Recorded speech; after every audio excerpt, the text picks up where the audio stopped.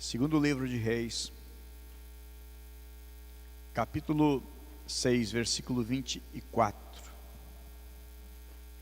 que transcreve assim na versão que tenho aqui, revista e atualizada, diz: depois disto, ajuntou Ben-Hadad, rei da Síria, todo o seu exército, subiu e sitiou Samaria. Houve grande fome em Samaria, e eis que sitiaram a ponto de se vender a cabeça de um jumento por 80 siclos de prata, e um pouco de esterco de pombas por 5 siclos de prata. Até aqui. Depois nós vamos dar sequência na leitura.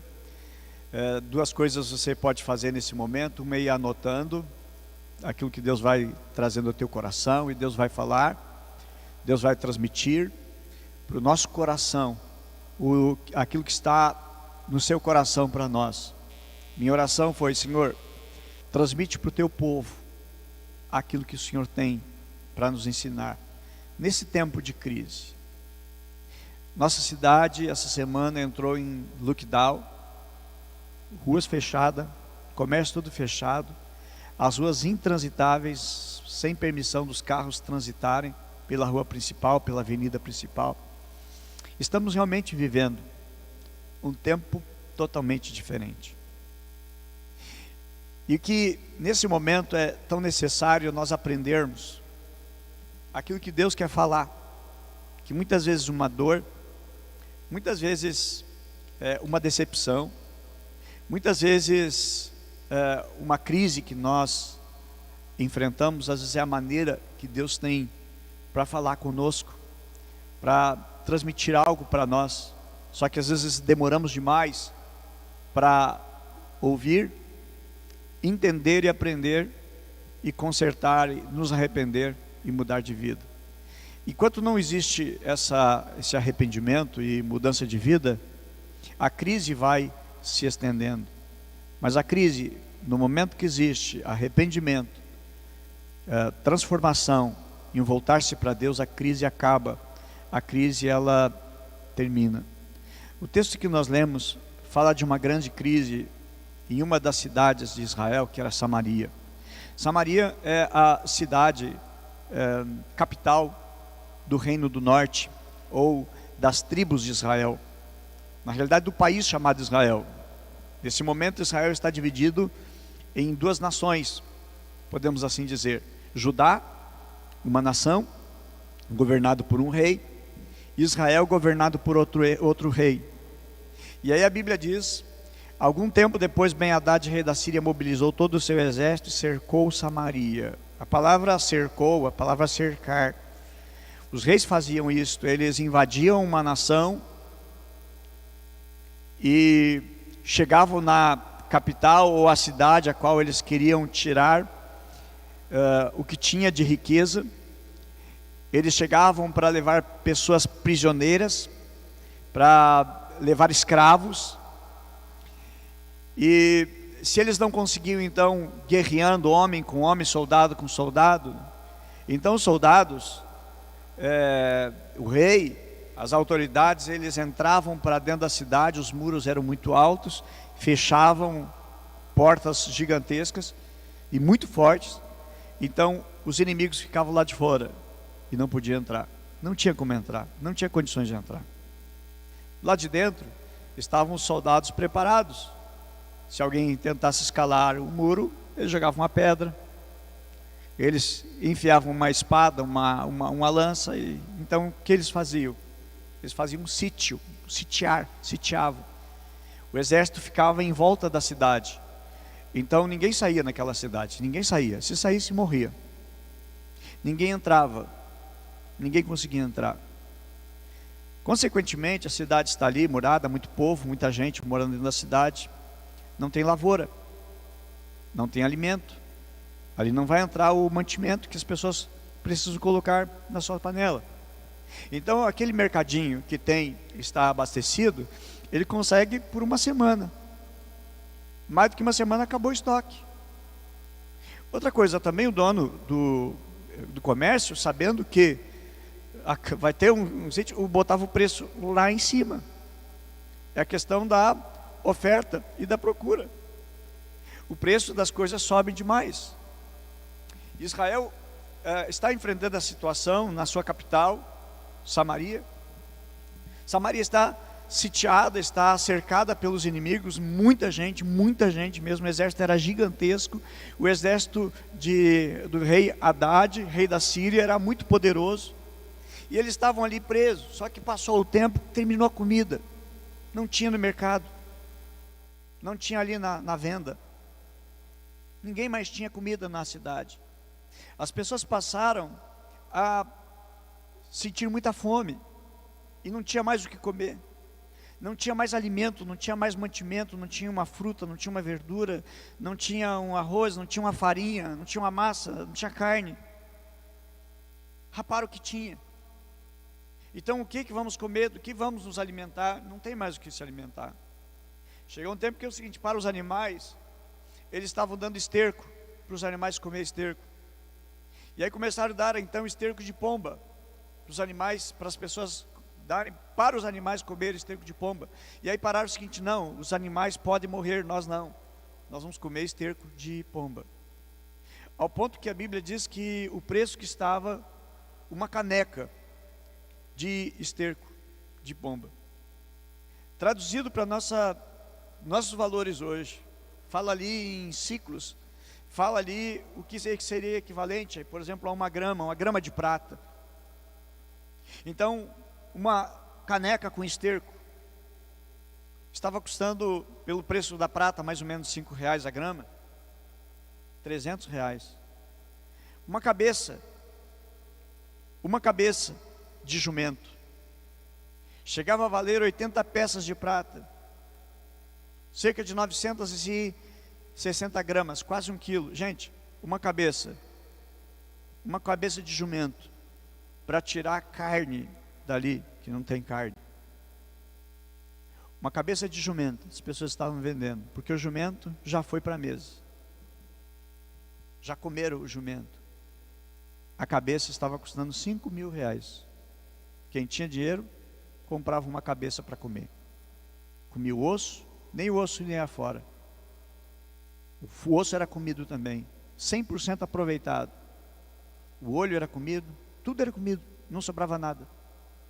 A crise era grande, a crise era violenta, a crise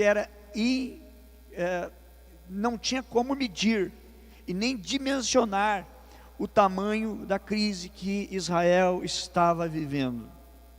E eu quero falar nesta manhã e compartilhar com você, que está na sua igreja, nesse momento, que o que fazer e o que aprender em tempos de crise, em momentos que enfrentamos crise. E o texto que eu uso é exatamente porque é um tempo de crise que nós estamos vivendo. Não dá para dizer, não, isso não existe, é real. Não é porque você nunca pegou o vírus ou nenhum familiar seu pegou que não existe, acho que não é grave. Nós estamos ligados, nós estamos antenados, nós estamos cientes, nós perdemos já amigos, já perdemos pessoas a quem nós queremos tão bem, já perdemos.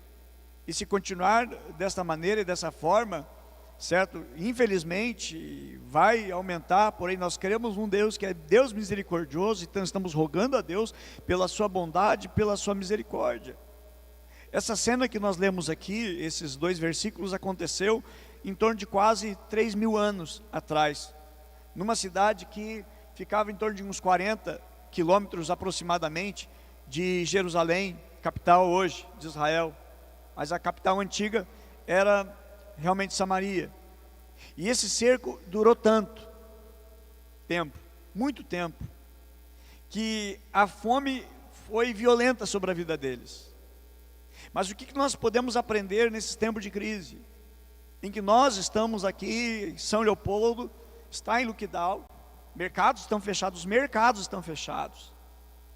Gente, até terça-feira, o que nós podemos ver não está diferenciado do que aconteceu em Samaria, porque em Samaria os preços subiram de uma maneira exorbitante.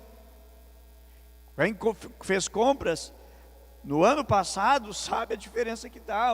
A gasolina lá por mês de maio estava R$3 e pouco, agora já está mais de R$5. É no Brasil inteiro.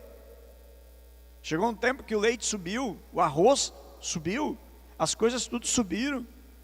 Israel estava enfrentando um tempo de crise. Nós estamos enfrentando um preço de altas violentas.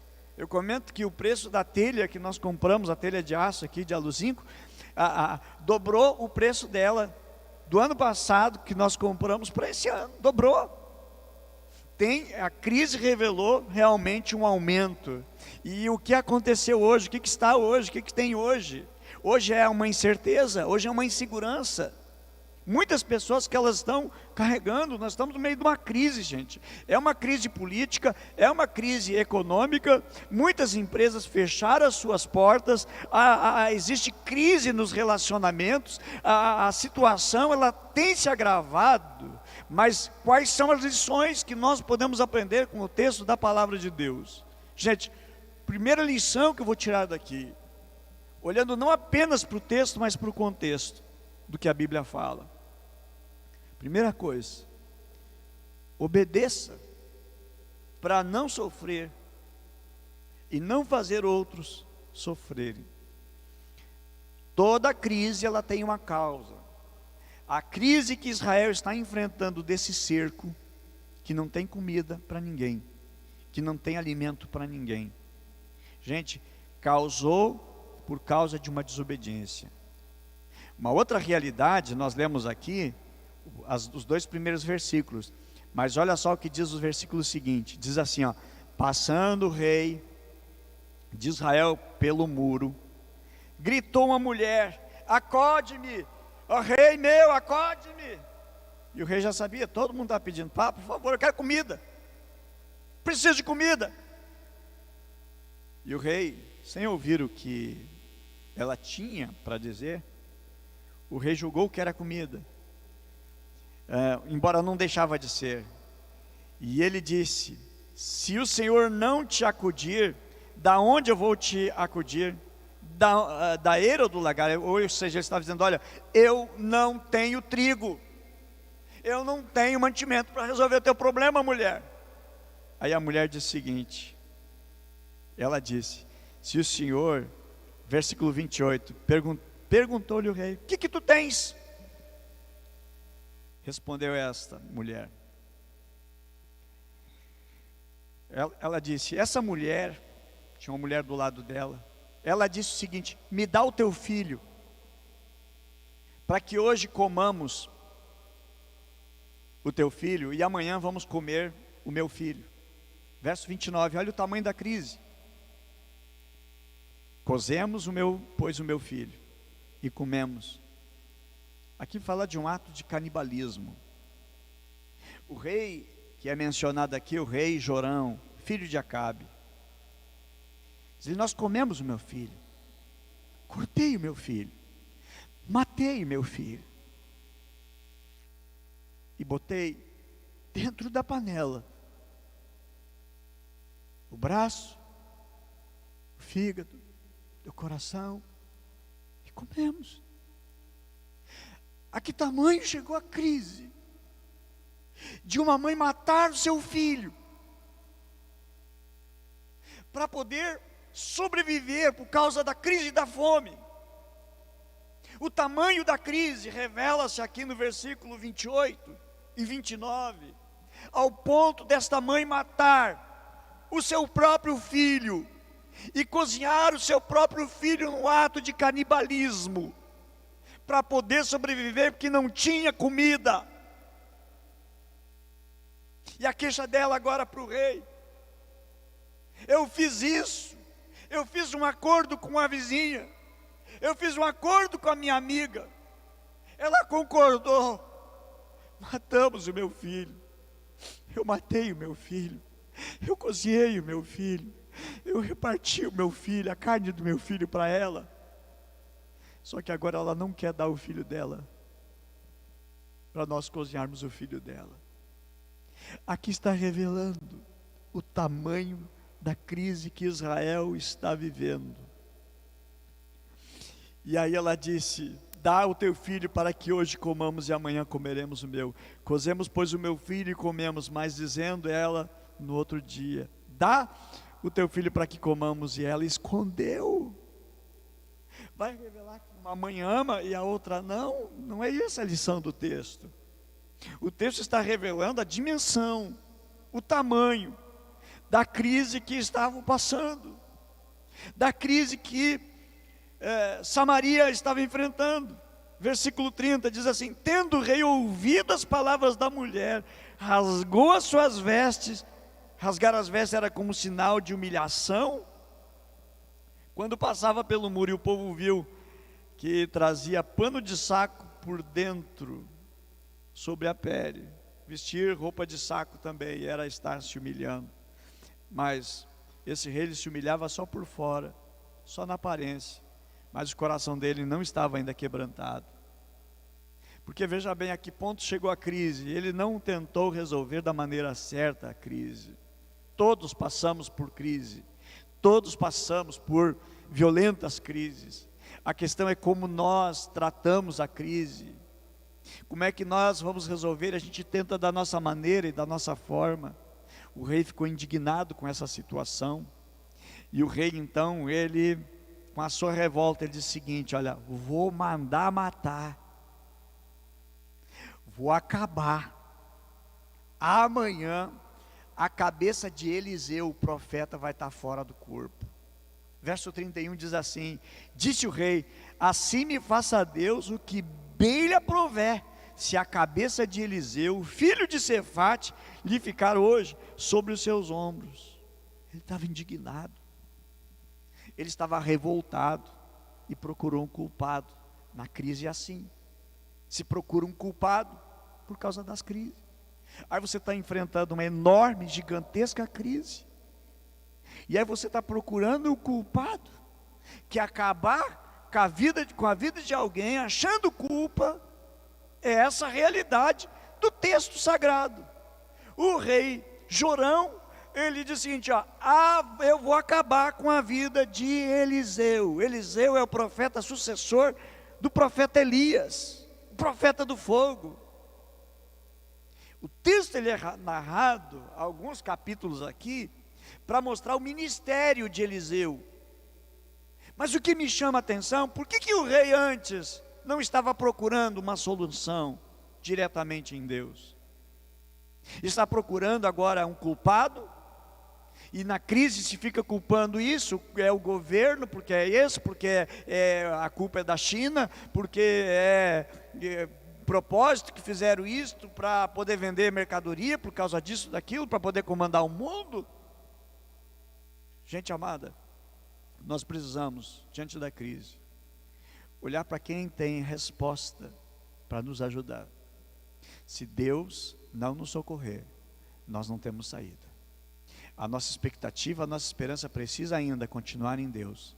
Graças a Deus pela vacina, mas não olhar, é a vacina que vai nos trazer. Graças a Deus pela vacina. Façam. Alguém perguntou: pastor, está saindo a vacina, devo fazer ou não faço? Faça. Proteja-se. Porém, a nossa confiança, primeiramente, devemos sim buscar socorro e ajuda em Deus. E parece que o rei não foi buscar socorro, e muito menos ajuda em Deus. Agora, no momento da crise, ele vai culpar a Deus.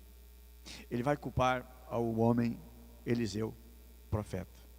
Na realidade, tudo isso, meus amados, são consequências de nós não obedecermos.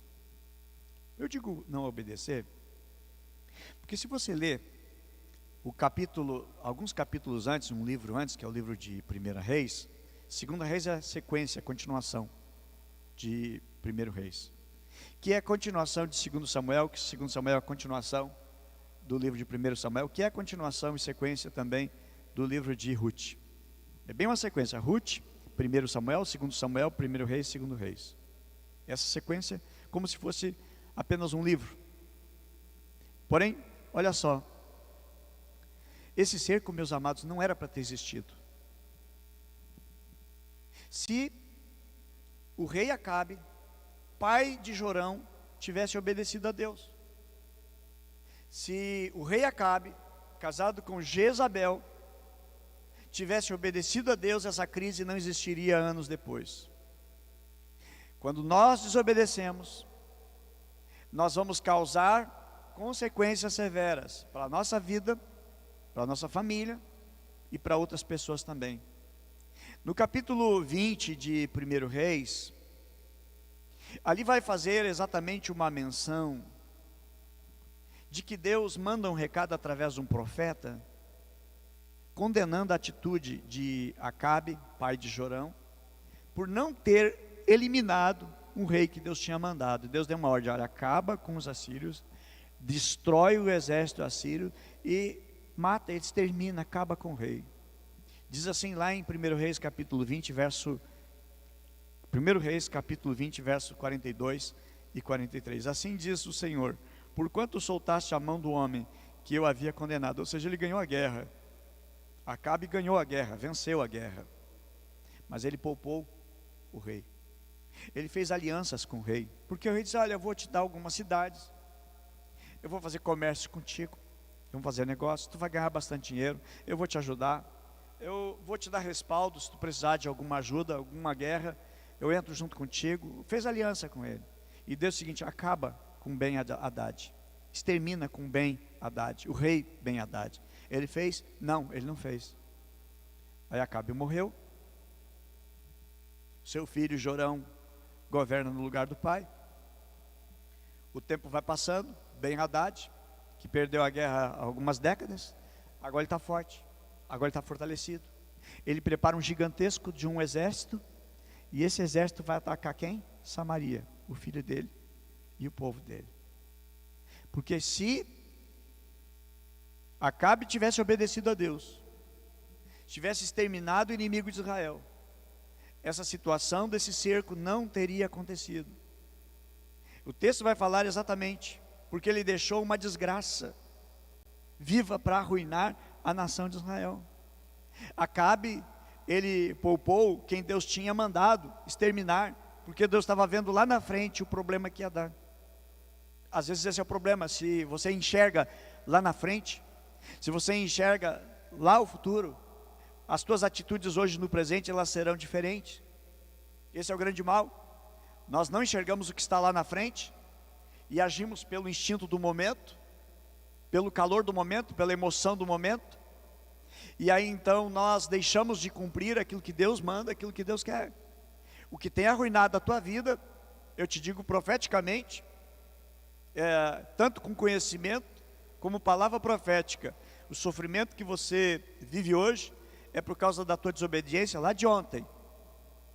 É consequência de desobediência de ontem. A consequência da desobediência de ontem, hoje, ela está muito cara. Ela evoluiu, juros muito mais caro do que cartão de crédito ou juros exorbitantes bancários. Criou um volume muito grande.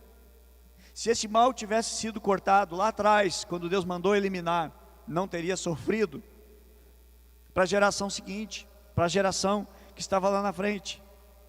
E aí o texto diz assim: foi-se, diz assim: soltasses a mão do homem que eu havia condenado, diz o Senhor. Aí então assim vai ser a tua vida no lugar da vida dele, o teu povo no lugar do povo dele. O teu povo vai sofrer, porque tu deixou o povo dele livre, porque tu deixou ele livre. Versículo 43, foi-se o rei de Israel para a sua casa, desgostoso, indignado, e chegou a Samaria. Só que lá na frente, essa desobediência cobrou caro. A desobediência custou caro. Toda desobediência custa cara demais. Todo pecado é caro demais. Não vale a pena o preço e a propaganda que diz que vale a pena. Os minutos de prazer desgraçam a vida inteira. A tua reputação por agir de maneira errada ela te causa um dano para você e para a tua família. Toda desobediência a Deus, ela gera um dano enorme para a nossa vida pessoal, muitas vezes para a nossa família, para quem está ao nosso lado. Jonas mesmo é um exemplo disso. A desobediência de Jonas trouxe um gigantesco prejuízo para aquele barco, para aquele navio, para o dono do barco, para aquela empresa de transporte marítimo, para os marinheiros. Todo mundo perdeu por causa da desobediência. Por causa da desobediência de Adão, todos nós pagamos o preço, a doença, a enfermidade, a dor. Vivíamos num paraíso, vivíamos num lugar maravilhoso, e hoje não é paraíso. Graças a Deus por nosso Senhor Jesus Cristo, morreu por nós, deu a sua vida por nós, que nos promete de nós retornar para o lugar que Ele tem preparado para nós. Mas o caminho, gente, de volta, é um caminho de obediência ao Senhor e à sua palavra. E aqui vai mostrar, gente, que esse inimigo que não foi derrotado, ele voltou forte, e vem agora trazendo um grande prejuízo. O pecado não vencido um dia vai voltar. A tentação não vencida um dia vai querer estar outra vez sentado no trono e comandando a tua vida, desgraçando, arruinando você. Olha que Davi, por exemplo, ele vai guerrear, ele vai lutar contra o gigante Golias, capítulo 17, 1 Samuel. A Bíblia diz que ele pegou 5 pedras, e com a sua funda pegou uma pedra e jogou e derrubou o gigante caiu no chão. O que Davi faz? Até uma pegadinha. Com que Davi matou o gigante? Uma pedra. Mas olha a sequência depois. O que Davi faz depois que ele jogou a pedra? A Bíblia diz que ele correu. Para onde? Em direção ao gigante. A Bíblia diz o seguinte: ele pegou a espada do gigante. Pegou a espada, uma baita espada. Cortou a cabeça do gigante. Tem certeza que morreu mesmo. Vai que a pedra deixou ele meio tonto. E a gente pensa, eu venci essa batalha. E aí descansa. Deixa ali, popou o gigante. Vai que o gigante só desmaiou com a pedrada. Vai que entrou num estado, né, sem condição de se mexer, porque bateu na cabeça a pedrada e não matou. Para garantir, Davi foi lá e matou o homem completamente. Cortou com a espada. Agora não vive mais, a cabeça está aqui, o corpo está lá. Agora o cara não vai se mexer.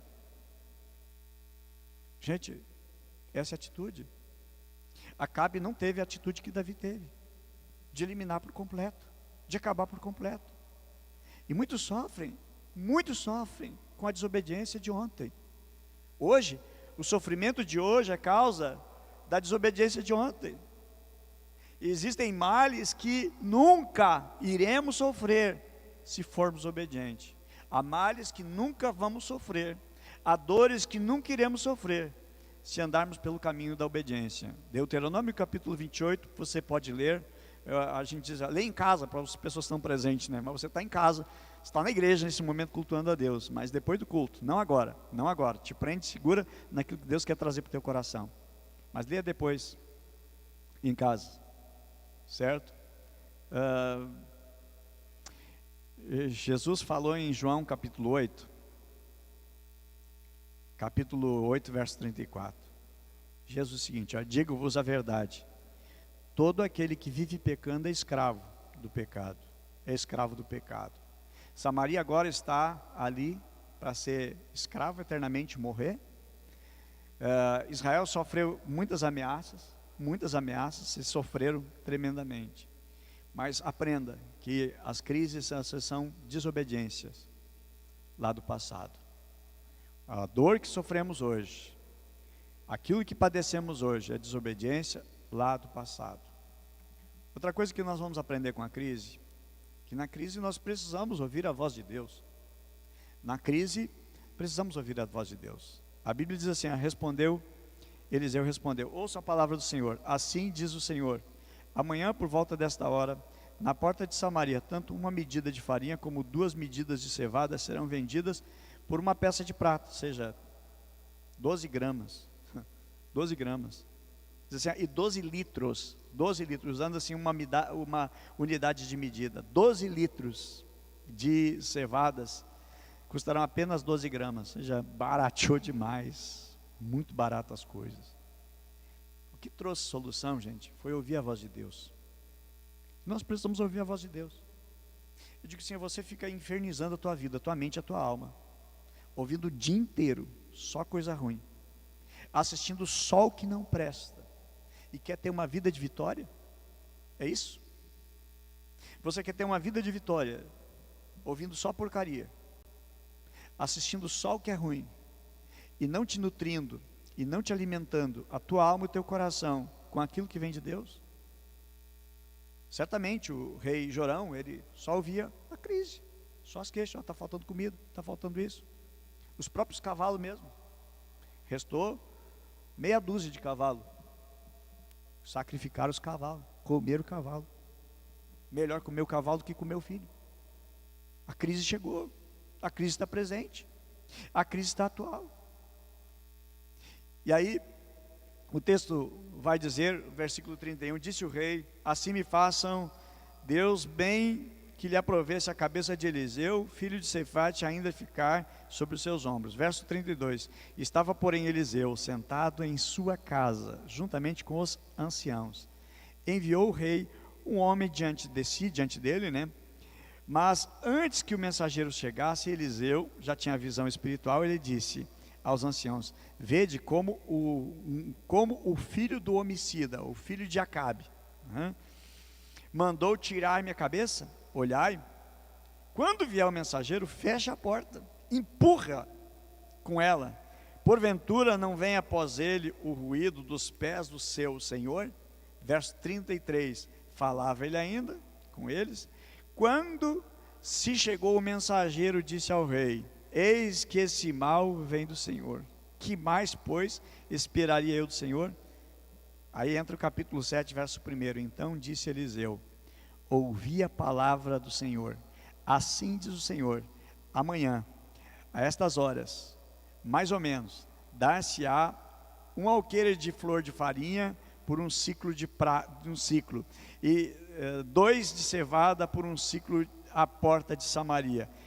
Verso 2, porém o capitão, cujo braço do rei se apoiava, respondeu ao homem de Deus, ainda que o Senhor fizesse janela no céu, poderia suceder isso? Disse o profeta, eis que tu o verás, porém com os teus olhos, porém não comerás. Aqui agora o texto está falando da solução. Na crise tem uma solução. Na crise tem uma solução, e a solução está em ouvir a Deus, escutar a Deus. Não o que fulano diz, Beltrano diz, o que o outro acha, não ouvir a opinião pública, mas saber o que Deus tem, o que Deus traz. E nós precisamos na crise ouvir a Deus, escutar o Senhor, nos alimentar, nosso coração com aquilo que Deus tem.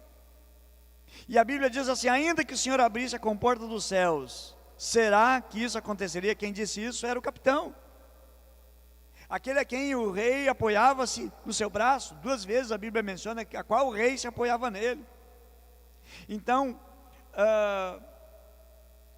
o texto vai prosseguir e vai dizer, mas Eliseu advertiu, você verá com os teus olhos, mas não comerá coisa alguma. Depois o texto vai dizer, versículo 4, uma solução de Deus, como Deus usa, como Deus faz, os caminhos que Deus usa, que nós não entendemos, que nós não compreendemos, para resolver a crise.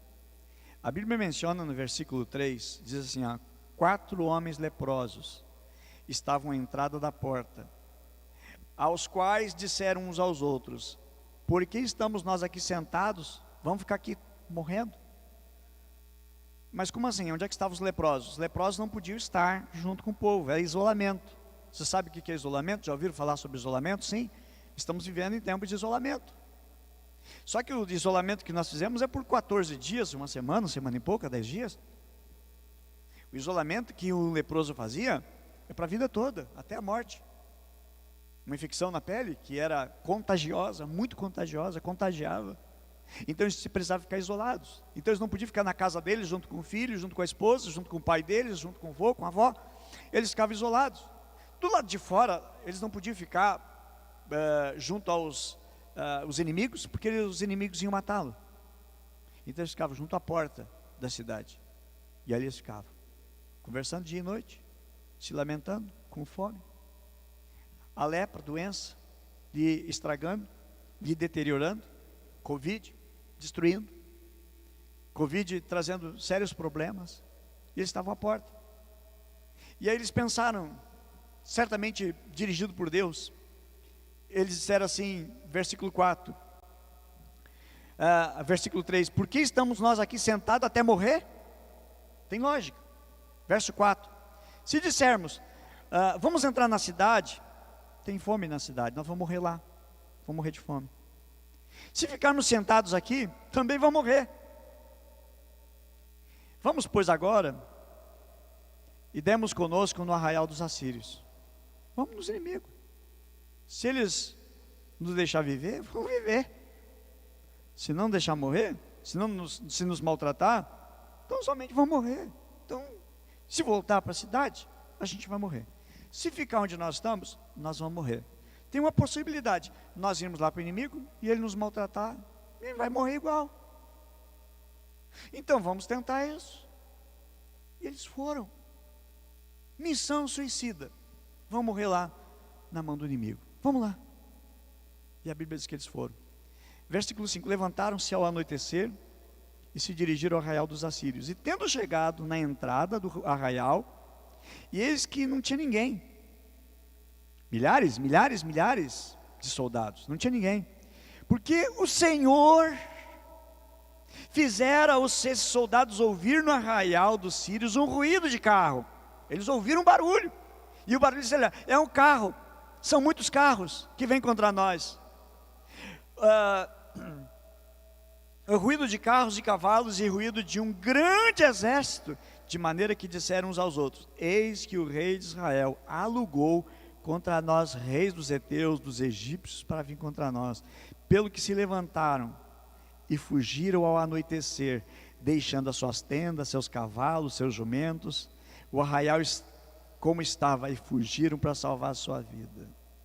Aí chegaram os leprosos, os condenados à morte, os contagiados e os que passariam contagem para os outros. E eles começaram a comer, pegaram tesouros, esconderam. Até que um dia seguinte, olha, mas não é certo isso. O povo lá na cidade está todo mundo padecendo e nós estamos aqui no bom. Vamos lá anunciar. E foram lá, avisaram para os soldados na porta. Os soldados avisaram para o rei, e o rei disse, olha, já sei o que é, já entendo tudo. Olha o orgulho, eu sei tudo. Olha só o orgulho. Vamos fazer o seguinte, vamos mandar, pega os poucos cavalos que temos aqui, e que eles vão até o Jordão e observe se de repente eles não estão botando uma emboscada, a gente vai sair, e eles chegam e nos matam. E aí fizeram isso, olharam, procuraram, não encontraram nenhum. Só encontraram as coisas que foram deixando pelo caminho. E voltaram, olha, realmente, eles fugiram. Não sei o que aconteceu, mas eles fugiram. Certamente alguém ficou para trás para contar a história. Ouvimos um barulho muito grande e achamos que o rei tinha contratado. Aliás, eles estavam incomunicáveis, eles não podiam sair da cidade. Como é que iam contratar alguém? Outra nação. Mas a verdade, gente, quando a notícia chegou na cidade, o povo desesperado por fome, abriram-se as portas e simplesmente o capitão que dizia o seguinte, nem que Deus abra uma janela no céu, isso não tem como acontecer. Os incrédulos morrem, os incrédulos sofrem. Quem não tem no seu coração uma fé genuína na palavra de Deus sempre vai sofrer. Por isso, a melhor coisa é termos esperança em Deus. A melhor coisa é confiarmos no Senhor. Precisamos ouvir a voz de Deus, o que Deus tem para nós. Ok? Meus amados, o que Deus tem para nós. Eu digo que em tempo de crise, nós temos preciosas ferramentas. A igreja ela não para. Todos os nossos apriscos, e uma alegria muito grande que essa semana, nossos apriscos foram multiplicados e os relatórios são tão preciosos. Você que está nos assistindo pela primeira vez, ou não está ainda no aprisco, entre em contato conosco. Nosso pessoal da mídia ele vai estar anotando, nós vamos entrar em contato com você, para que você participe. Porque ali você vai ouvir uma solução de Deus para o tempo de crise. Nós temos uma resposta que existe em Deus. Sabe que Jesus Cristo é a resposta de Deus para a humanidade. Todos nós sitiados, dominados pelo inimigo. O inimigo zombava da gente. O inimigo nos escravizava. O inimigo nos fazia ficar dependentes dele sem saída. Porém, graças a Deus por Jesus Cristo, que morreu na cruz do Calvário para nos libertar. A Bíblia diz: se o Filho do Homem vos libertar, verdadeiramente sereis livres. E Deus tem para nós uma palavra: em Cristo Jesus nós somos libertos. Em Cristo Jesus nós somos libertos da escravidão, dessa vida sitiada que parece que não tem saída, não tem solução, não tem resposta. Em Cristo nós temos, porque Jesus nos libertou do pecado.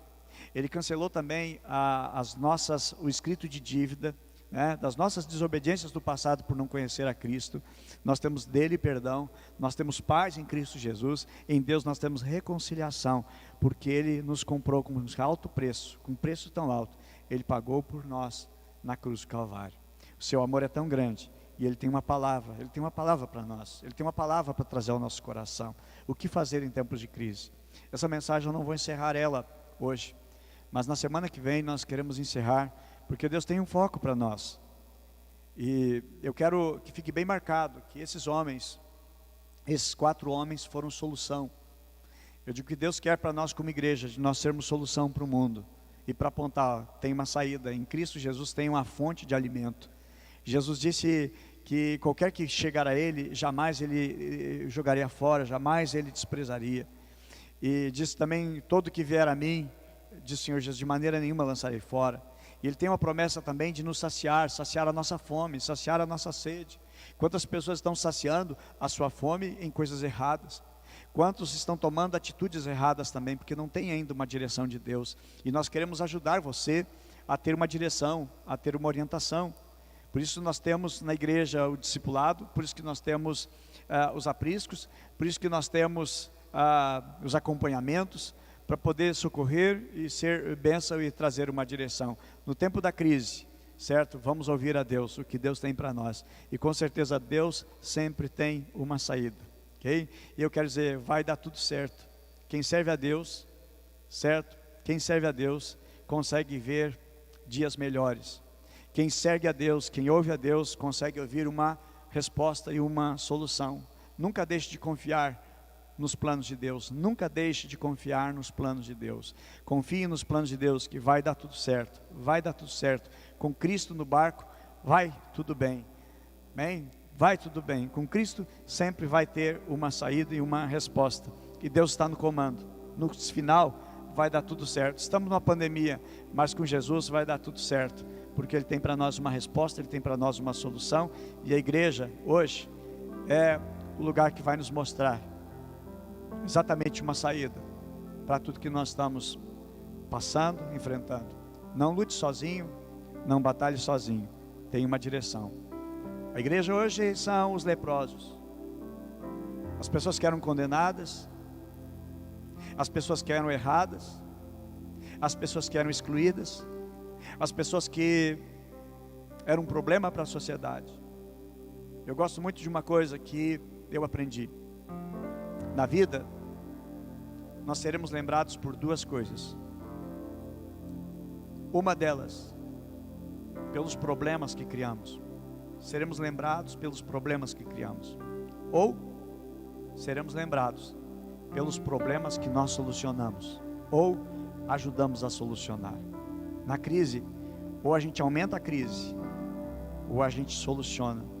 Que sejamos lembrados pela resposta. E a igreja é a resposta no momento da crise. Os nossos apriscos é a igreja mais perto da tua casa, mais perto do teu lar. E esse tempo, estamos em tempo de pandemia, não estamos reunindo presencial, mas estamos direto, com cuidado de cada um. Amém? Vamos orar a Deus.